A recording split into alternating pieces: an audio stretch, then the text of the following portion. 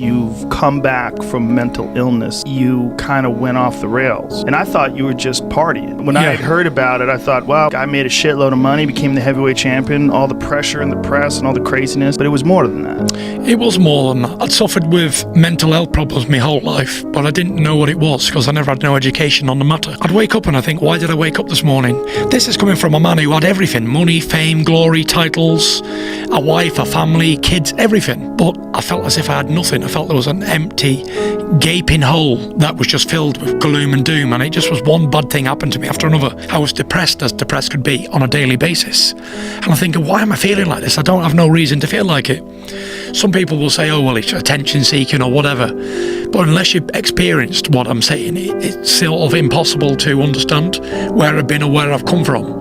And it just went from bad to worse. I hit the drink heavily on a daily basis. I hit the drugs. I was out all night partying with women of the night and not coming home. And, I didn't care about boxing. I didn't care about living. I just wanted to die. And I was going to have a good time doing it while I was doing it. I used to drink and take drugs to get away from the depression, because when I was drunk or high, then I wouldn't think about being depressed. I thought about I'm a boxing champion, or I feel great. But as we know, when the drink wears off, it only leaves you with a bad hangover and feeling even more depressed. For someone who suffers with mental health, the worst thing we can do to escape it is take drugs or alcohol. But yeah, that's the most common approach. And that's the common approach because we don't know. Because it's not spoke about. So few people have the courage to talk about their struggles when they go through that, because it seems like a weakness. Yeah. It's very powerful that you're willing to do that and just be open and honest about it. I was lost.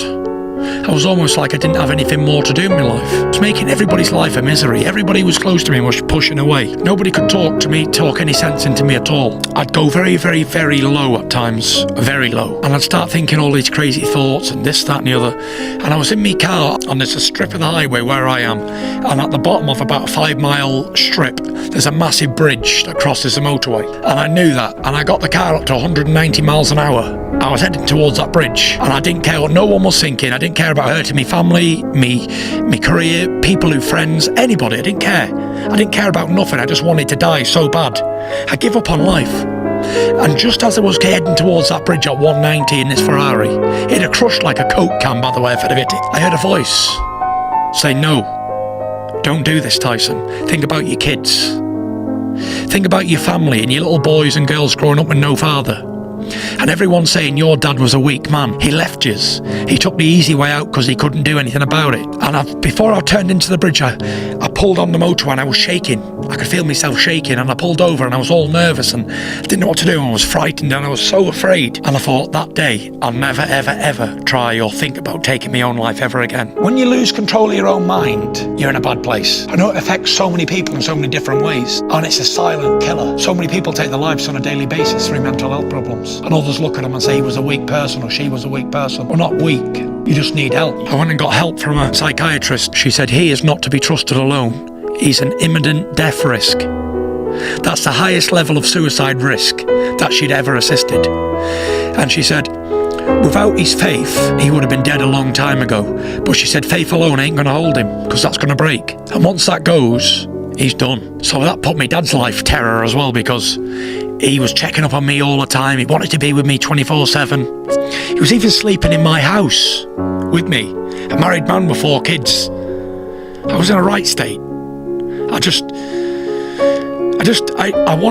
didn't want to live anymore, and I had everything that a man could want. There wasn't nothing that I didn't have, but it meant nothing. Nothing meant anything. I felt worthless, and the longer it went on, the more it hurt inside, and the more I was hurting everybody. Everybody gave up on me. My full family thought I was definitely going to die and I was going to kill myself. And after that, I was thinking to myself, you know what, I need to get better. I need to do something. But every time I tried to go to the gym, I had another voice saying, nah, this ain't for us anymore. I'm not going to do this. I didn't want to do it. I'd run 200 yards and pull up. I wouldn't even get a mile and think, can't be bothered. I don't want to do this. Boxing is not for me. I hated boxing at one stage. I didn't care. Give up. Taking drugs, like I said. And it come to a point I was doing that for 18 months of my life. And I thought to myself, this is not me. And no matter how many people told me before this, where I was going wrong, what I was doing, you need to act your life. You can only change your life if you want to change it. And I got on my knees and I was praying and begging God to help me. And at this point, I'd never begged or cried to God to help me before. I'd prayed a lot all my life, but I'd never been in this physical state before. I could feel tears running down my face. My chest was wet with tears because I knew I couldn't do it on my own. It wasn't possible for me because I tried and ended up back in the pub, back drinking. I almost accepted that was going to be my fate, an alcoholic. After praying for about 10 minutes, I got up and I felt the weight of the world was lifted off my shoulders. And for the first time in years, I knew I was going to make a comeback. And I called my wife. I said, Paris. She said, what? She thought I was drunk coming home from the pub. I said, Monday morning, I start to regain mission to try and get the heavyweight championship of the world back. The heavyweight championship of the world is on the line. The rematch between Deontay Wilder and Tyson Fury. It's over. Tyson Fury has become the new WBC heavyweight champion of the world. If mental health could bring somebody as big as me and as strong as me and to my knees, then it could bring anybody to the knees. And I thought to myself, if I can show the world that you can come back from it, then anybody can do it. It's absolutely blowing a gale force wind here in the bay, but it's not going to stop us from running. Get up. Absolutely pissing it down. Hope you could probably hear. Get up there.